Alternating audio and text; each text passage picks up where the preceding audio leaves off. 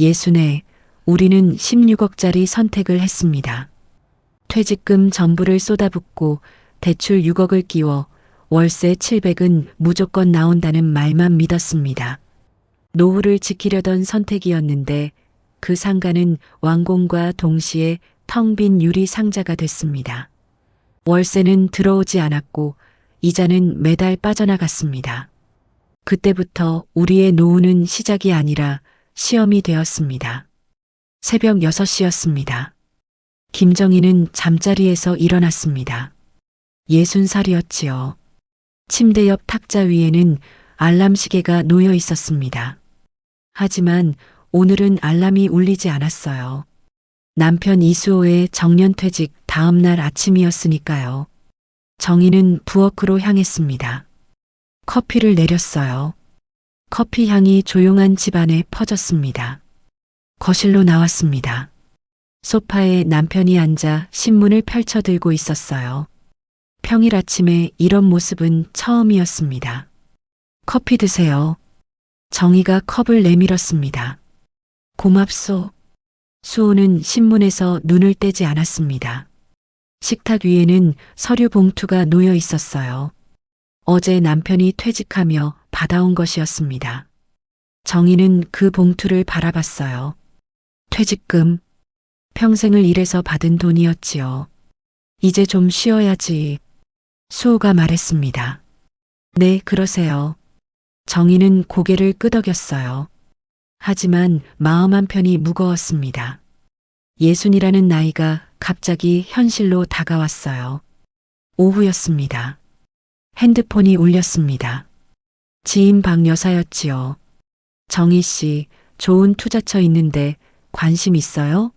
상가예요. 1층이고 입지도 좋아요. 월세 700은 기본이래요. 정희는 귀가 솔깃했습니다. 월세 700만 원. 한 달에 그만큼 들어온다면 노후가 훨씬 편할 것 같았어요. 며칠 후였습니다.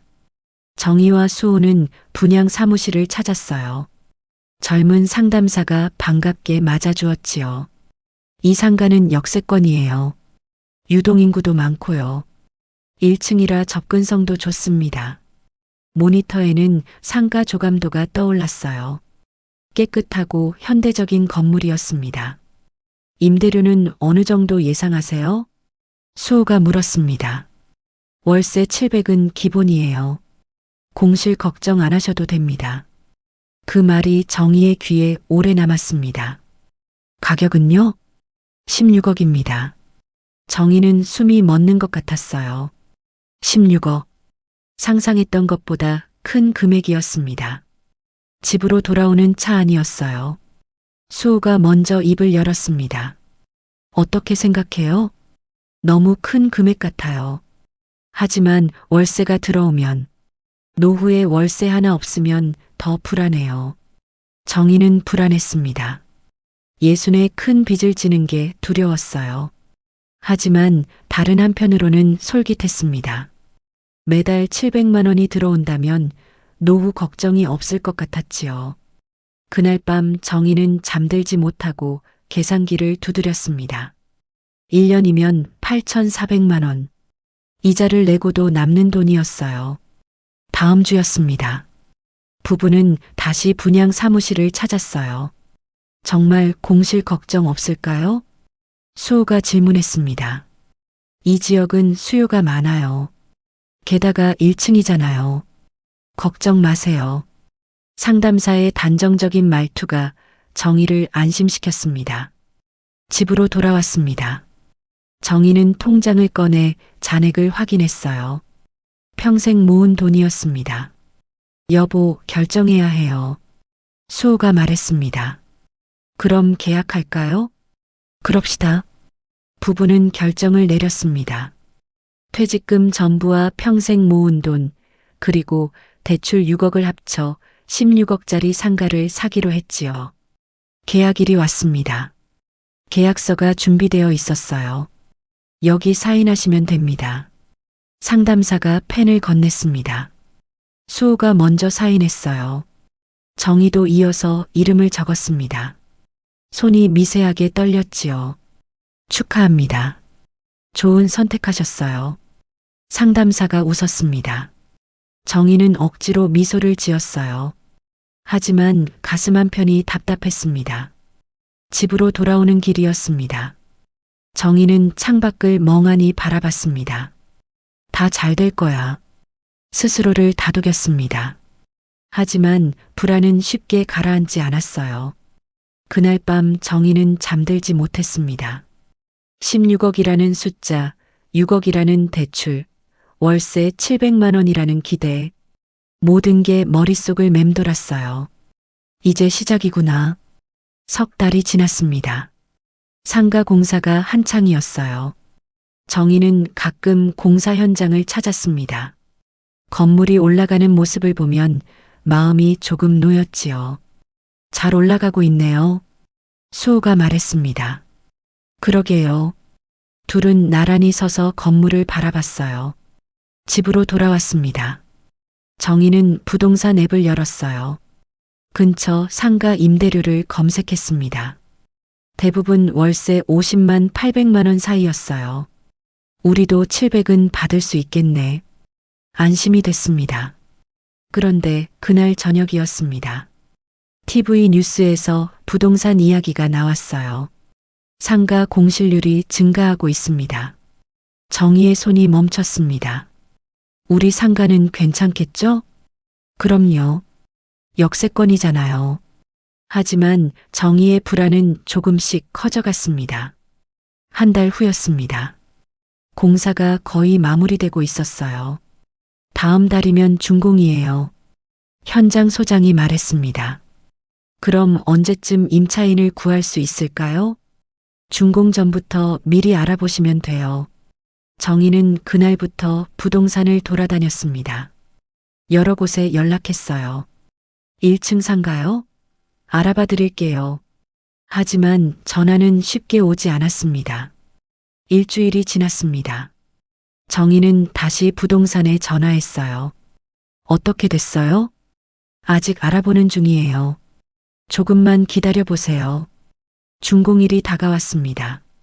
정희와 수호는 완성된 상가를 보러 갔어요. 깨끗하고 새로운 건물이었습니다. 잘 지어졌네요. 수호가 만족스러워했습니다. 그러게요. 하지만 옆 상가들을 보니 마음이 무거워졌어요.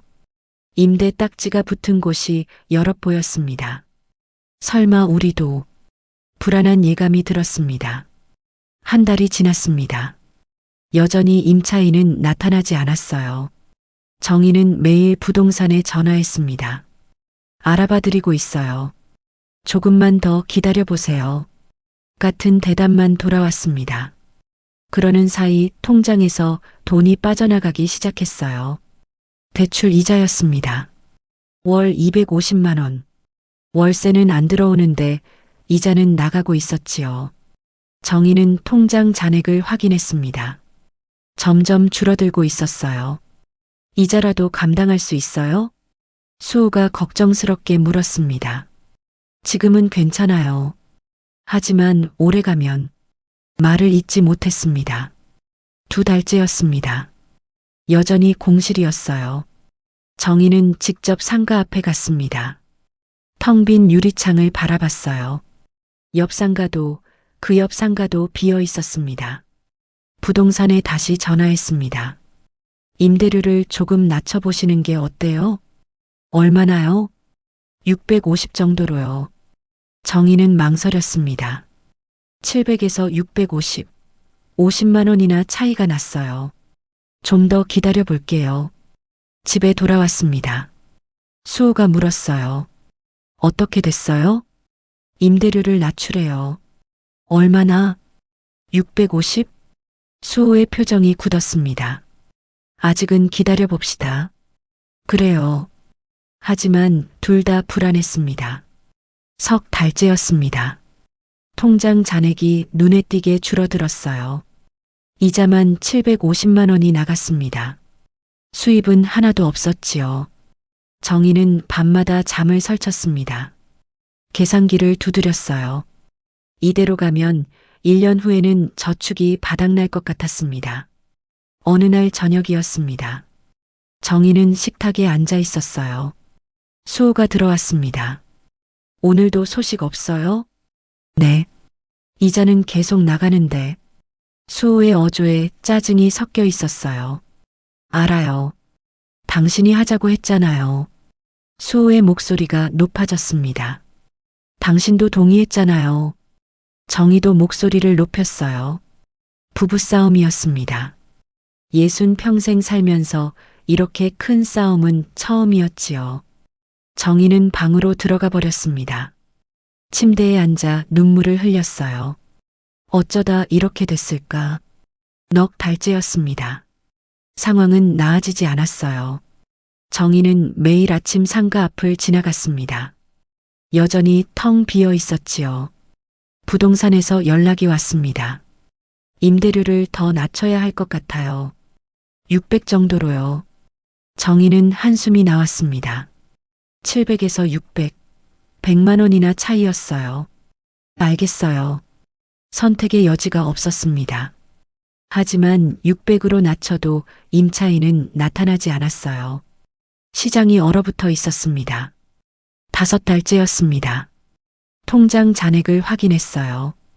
이제 반도 안 남았습니다. 이자만 1250만 원이 나간 상태였지요. 정희는 계산기를 또 두드렸습니다. 이 속도면 8개월 후에는 저축이 바닥납니다. 집을 팔아야 하나? 끔찍한 생각이 들었습니다. 어느 날 밤이었습니다. 정희는 거실에 홀로 앉아 있었어요. 계산기를 내려놓고 눈물을 흘렸습니다. 수호가 나왔습니다. 또 울어요? 울어서 뭐가 달라져요?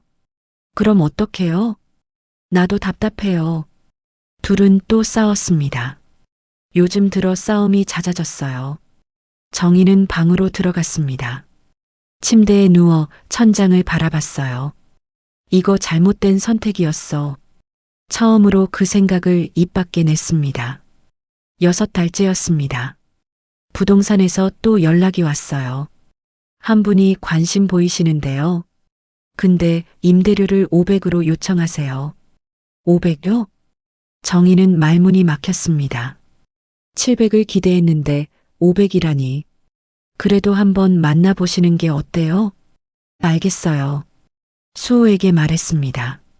임차인 후보가 생겼대요. 얼마 달래요? 500. 수호의 얼굴이 굳었습니다. 500이면 이자도 못 내잖아요. 하지만 아예 없는 것보단. 둘은 한참을 말없이 앉아 있었어요. 만나나 봐요. 수호가 먼저 입을 열었습니다. 며칠 후였습니다. 임차인 후보를 만났어요. 40대 남자였습니다. 500에 2년 계약하고 싶은데요. 정희는 대답하기가 힘들었습니다. 요즘 시장이 안 좋아서요. 저도 부담이에요. 만남을 마치고 돌아왔습니다. 어떻게 할까요? 500으로는 안 돼요. 이자도 못 내는데. 그럼 계속 기다려요? 그래야죠. 하지만 둘 다 확신이 없었습니다. 그날 밤이었습니다. 정희는 통장을 다시 확인했어요. 이제 정말 얼마 안 남았습니다. 팔 수는 없을까? 부동산에 전화했습니다. 상가를 팔고 싶은데요. 지금은 힘들 거예요. 가격이 많이 떨어졌거든요. 12억 정도? 정희는 숨이 막혔습니다. 16억에 샀는데 12억. 4억이나 손해였어요. 그럼 대출도 못 갚잖아요. 그래서 지금은 팔기 힘들다는 거예요. 전화를 끊었습니다. 정희는 그 자리에 주저앉았어요. 망했구나. 처음으로 그 단어를 생각했습니다. 수호에게 말했습니다. 팔 수도 없대요. 수호도 말이 없었습니다. 둘은 한참을 말없이 앉아 있었어요. 집안 공기가 무거웠습니다. 그날 밤이었습니다. 정희는 또 잠들지 못했어요. 가장 편해야 할 나이에 60에 이런 고생을 하게 될 줄 몰랐습니다. 후회만 밀려왔어요. 새벽이었습니다. 정희는 거실로 나왔어요. 창밖을 바라봤습니다. 포기하고 싶어. 하지만 포기할 수도 없었습니다. 도망친 곳이 없었으니까요. 7달째 아침이었습니다. 정희는 식탁에 앉아 커피를 마시며 생각에 잠겼습니다. 이대로는 안 돼. 수호가 나왔습니다. 오늘 부동산 다시 가볼까요? 정희가 먼저 말했습니다. 그래요. 오후에 부동산을 찾았습니다. 사장이 말했어요. 임대료를 많이 낮춰야 해요. 400이나 350 정도로요. 정희는 가슴이 철렁했습니다. 700의 절반 수준이었어요. 그렇게까지. 요즘 시장이 그래요. 버티려면 현실을 받아들여야 해요. 집으로 돌아왔습니다. 350으로 낮추래요. 어떡할까요? 그럼 이자도 못 내잖아요. 하지만 이대로 가면 더 위험해요. 최소한 350이라도 들어오면 이자 일부는 낼 수 있어요. 수호가 한참을 생각하더니 말했습니다. 그렇긴 하네요. 그럼 350으로 내릴까요? 결정을 내리기가 쉽지 않았습니다. 700의 꿈을 완전히 내려놓는 일이었으니까요. 한 달이 더 지났습니다. 8달째였어요. 350으로 낮췄지만 여전히 임차인은 나타나지 않았습니다. 정희는 매일 아침 상가 앞을 지나갔어요. 텅 빈 유리창만 반짝였습니다. 통장 잔액은 이제 정말 위험 수준이었어요. 2천만 원이 채 남지 않았습니다. 이자 몇 번만 더 내면 끝이에요. 정희가 떨리는 목소리로 말했습니다. 수호는 대답하지 못했습니다. 그날 밤이었습니다. 정희는 남편에게 말했어요. 여보, 우리 도망갈 데 없어요. 직접 들어가요. 뭐라고요? 우리가 직접 장사해요. 상가 비워두는 것보다 나아요. 수호는 깜짝 놀랐습니다. 예순의 장사를요? 다른 방법이 없어요. 이대로는 정말 집까지 잃어요. 정희의 목소리에 절박함이 묻어났습니다. 수호는 한참을 생각했어요. 그리고 천천히 고개를 끄덕였습니다. 그래요. 해봅시다. 그 말이 전환점이었습니다. 다음 날부터 부부는 움직였습니다. 무슨 장사가 좋을까요? 투자 부담 적고 우리가 할 수 있는 거. 분식은 어때요? 예전에 당신 떡볶이 잘 만들었잖아요. 정희가 말했습니다. 그게 벌써 30년 전인데. 그래도 해봐요. 다른 선택지도 없고요. 결정했습니다. 분식집. 일주일 동안 부부는 준비했어요. 간단한 인테리어를 했습니다. 주방 기구를 들였어요. 식재료를 샀습니다. 돈은 더 이상 없었지만 신용카드를 긁었습니다. 선택의 여지가 없었어요. 정희는 떡볶이 레시피를 연구했습니다. 수호는 김밥 만드는 법을 배웠어요. 예순에 이런 걸 하게 될 줄이야. 수호가 한숨을 쉬었습니다. 그래도 해요. 우리가 할 수 있는 건 이것뿐이에요. 개업 준비를 마쳤습니다. 간판을 달았어요. 정인의 분식. 개업일 아침이었습니다. 정희는 새벽 5시에 일어났어요. 떨리는 손으로 재료를 준비했습니다. 수호도 일어나 김밥을 말기 시작했어요. 잘 될까요? 모르죠. 하지만 해야 해요. 오전 10시였습니다. 문을 열었어요. 첫날은 손님이 많지 않았습니다. 새 팀이 왔어요. 매출은 3만 원이었습니다. 정희는 가게 문을 닫고 한숨을 쉬었어요. 하루에 3만 원이면 처음이니까요. 천천히 될 거예요. 하지만 둘 다 불안했습니다. 일주일이 지났습니다.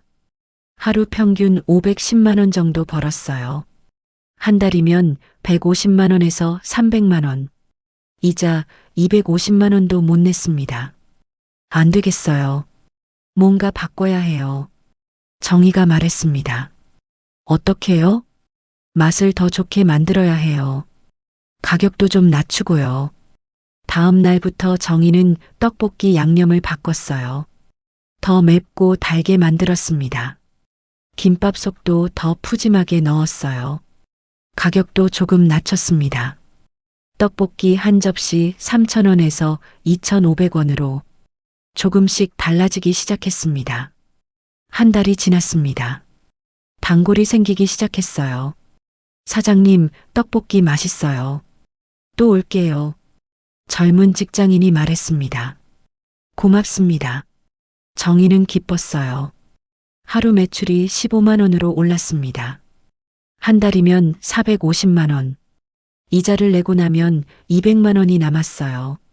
생활비로는 빠듯했지만 버틸 수는 있었습니다. 2달째였습니다. 입소문이 나기 시작했어요. 여기 떡볶이 진짜 맛있대. 근처 학생들이 찾아왔습니다. 점심시간에는 자리가 꽉 찼어요. 정희는 주방에서 쉴 틈 없이 움직였습니다. 수호는 홀에서 손님을 받았어요. 많이 파세요. 손님이 나가며 인사했습니다. 고맙습니다. 또 오세요. 하루 매출이 20만 원을 넘었습니다. 한 달이면 600만 원. 이자 250만 원을 내고 나면 350만 원이 남았어요. 생활비를 쓰고도 조금씩 모을 수 있었습니다. 석 달째였습니다. 가게는 안정됐어요. 아침 일찍 일어나 준비하고 저녁 늦게까지 장사하고 밤에는 설거지하며 하루를 마쳤습니다. 예순의 몸은 힘들었어요. 허리도 아프고 다리도 저렸습니다. 하지만 정희는 웃었어요. 그래도 우리가 버는 거잖아요. 맞아요. 남 눈치 안 보고 우리 힘으로요. 수호도 웃었습니다. 어느 날 오후였습니다. 옆 상가에 임대 완료 스티커가 붙었어요. 정희는 반가웠습니다. 옆에 치킨집이 들어온대요. 그래요? 다행이네. 사람들이 더 많이 올 거예요. 그럼 우리 장사도 더 잘 되겠네요. 하나둘씩 공실이 채워지기 시작했습니다. 카페가 들어오고 편의점이 들어왔어요. 상권이 살아나기 시작했습니다. 넉 달째 어느 날이었습니다. 매출이 25만 원을 넘었어요. 한 달이면 750만 원. 여보, 오늘 장사 정말 잘 됐어요. 그러게요. 손님이 계속 오더라고요. 이자 내고도 500만 원이 남아요. 처음 기대했던 700은 아니지만 그래도 우리 손으로 버는 돈이에요. 그게 더 든든해요. 정희가 웃으며 말했습니다. 반년이 지났습니다. 가게는 완전히 자리를 잡았어요. 단골이 많아졌습니다. 아침마다 인사하는 사람들이 생겼어요. 사장님, 오늘도 떡볶이 하나요? 네, 금방 나가요. 정희는 주방에서 떡볶이를 볶았습니다. 양념 냄새가 퍼졌어요. 수호는 김밥을 썰었습니다. 손놀림이 이제 제법 익숙해졌어요. 예순에 이런 일을 하게 될 줄 몰랐어요. 수호가 말했습니다. 나도요. 하지만 나쁘지 않아요. 그러게요. 힘들긴 하지만 그래도 우리가 사는 거니까요. 문을 닫는 시간이었습니다. 정희는 계산대 앞에 앉아 오늘 매출을 정리했어요. 27만 원. 오늘도 잘했네요. 네. 한 달이면 800은 넘겠어요. 처음 꿈꿨던 700만 원이네요. 맞아요. 다른 방식이긴 하지만요. 둘은 웃었습니다. 에필로그 여전히 꿈꾸는 사람들. 1년이 지났습니다. 정인의 분식은 이 지역의 맛집이 됐어요. 가게는 매일 바빴습니다. 하루 매출은 평균 30만 원. 한 달이면 900만 원이었어요. 이자 250만 원을 내고 생활비를 쓰고 남은 돈을 조금씩 모았습니다. 여전히 16억의 빚은 무겁습니다. 하지만 이제는 감당할 수 있어요. 어느 날 저녁이었습니다. 장사를 마치고 정희는 가게 밖에 나왔어요. 거리를 바라봤습니다. 몇 달 전까지만 해도 텅 비어 있던 상가들이 이제는 대부분 차 있었어요. 불빛이 환했습니다. 카페, 치킨집, 편의점, 미용실. 사람들이 오가며 북적였어요. 많이 살아났네요. 수호가 옆에 섰습니다. 그러게요. 이제 진짜 상권 같아요. 우리 상가 가치도 올랐을 거예요. 그럴 거예요. 하지만 이젠 팔 생각 없어요. 왜요? 우리가 직접 쓰고 있잖아요. 이게 더 좋아요. 정희가 웃었습니다. 그래요. 우리 손으로 일구는 게 더 의미 있네요. 수호도 고개를 끄덕였습니다. 정희는 아직 비어있는 상가 두세 곳을 바라봤어요. 저기도 곧 차겠죠? 그럼요. 점점 좋아지고 있잖아요. 그럼 사람들이 더 많이 올 거예요. 우리 장사도 더 잘 되고요. 그러겠죠. 둘은 조용히 웃었습니다. 집으로 돌아왔습니다. 정희는 소파에 앉아 창밖을 바라봤어요. 여보, 응?